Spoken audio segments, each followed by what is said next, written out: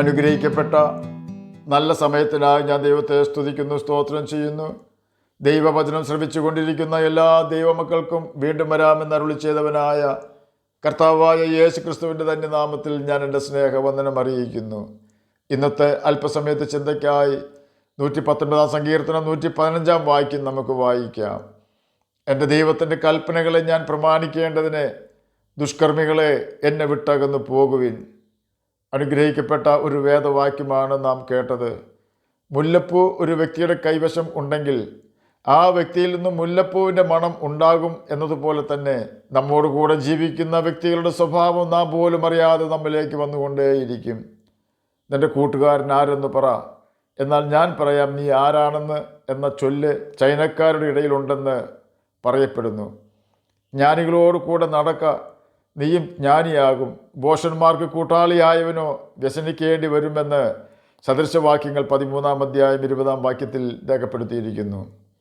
നമ്മുടെ കൂട്ടുകാർ എങ്ങനെയുള്ളവരാണെന്ന് മനസ്സിലാക്കി വേണം അവരുമായി കൂട്ടുകൂടുവാൻ. ഇസ്രായേൽ മക്കൾക്ക് ദൈവം മിസ്രയീമിൽ നിന്നും വിടുതൽ കൊടുത്തു. ജനം പ്രതീക്ഷിക്കാത്ത സമയത്ത് ഒരു പ്രതീക്ഷയും ഇല്ലാതിരുന്നപ്പോൾ ദൈവം അവരെ മിസ്രയീമിൻ്റെ അടിമത്തത്തിൽ നിന്നും രക്ഷിച്ചു. കനാൻ നാട്ടിലേക്ക് പോകും വഴി ദൈവം അവരോട് കൽപ്പിച്ചതെന്നാൽ, നിങ്ങൾ കനാൻ നാട്ടിൽ താമസിക്കുന്നവർ ചെയ്തിരുന്നത് പോലെ മ്ലേച്ഛതകൾ ചെയ്യരുത്. അവരെ അവിടെ നിന്നും നീക്കിക്കളയണം.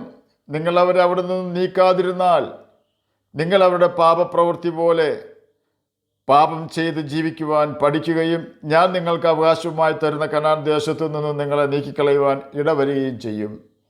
എന്നാൽ ദൈവത്തിൻ്റെ വചനം അവർ പ്രമാണിച്ചില്ല. 106 സങ്കീർത്തനം 35 വാക്യത്തിൽ പ്രകാരം രേഖപ്പെടുത്തിയിരിക്കുന്നു, അവരുടെ പ്രവൃത്തികളെ അവർ പഠിച്ചു. തെറ്റുകൾ ചെയ്യുവാൻ ആഗ്രഹിക്കുകയും അതിനായി അവസരങ്ങൾ അന്വേഷിച്ച് നടക്കുകയും ചെയ്യുന്ന വ്യക്തികളാണോ നമ്മുടെ സ്നേഹിതർ? ഓർക്കുക, ഒരു ദിവസം നാമും അവരെ പോലെ തെറ്റുകളിലേക്ക് ആകർഷിക്കപ്പെടും. പാപം നമ്മെ ദൈവത്തിൽ നിന്നും അകറ്റും, ദൈവം നമ്മെ പാപത്തിൽ നിന്നും അകറ്റും. നമുക്ക് ദൈവവചനം വായിക്കുവാനും അനുസരിക്കുവാനും താല്പര്യമില്ല എങ്കിൽ നാം മനസ്സിലാക്കേണ്ട നമ്മുടെ ജഡം നമ്മുടെ ആത്മാവിനെ കീഴടക്കിക്കൊണ്ടിരിക്കുകയാണെന്ന്. ദൈവത്തിൽ നിന്നും നമ്മെ അകറ്റുന്ന ദൈവിക വിഷയങ്ങളിൽ താല്പര്യമില്ലാത്ത സ്നേഹിതന്മാരാണ് നമുക്കുള്ളതെങ്കിൽ അങ്ങനെയുള്ള സ്നേഹിതന്മാരെ നാം ഒഴിവാക്കുന്നതാണ് നമ്മുടെ ആത്മീക ജീവിതത്തിന് നല്ലത്. ശമൂവേൽ മുഖാന്തരം ദൈവം ശൗലിനോട് പറഞ്ഞു, നീ അമാലേക്കിൻ്റെ ഓർമ്മയെ ആകാശത്തിന് കീഴിൽ നിന്നും മായ്ച്ചു കളയണം. കാരണം ആ കാലത്ത് അമാലേക്കർ മഹാദുഷ്ടന്മാരായിരുന്നു.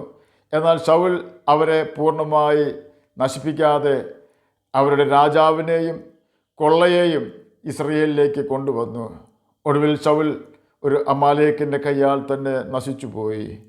ഇന്ന് നാം വെച്ചുകൊണ്ടിരിക്കുന്ന നമ്മുടെ ഇഷ്ട വിനോദങ്ങളും സ്നേഹിതരുമായ ലോക ഇമ്പങ്ങൾ നാം ഉപേക്ഷിക്കണം.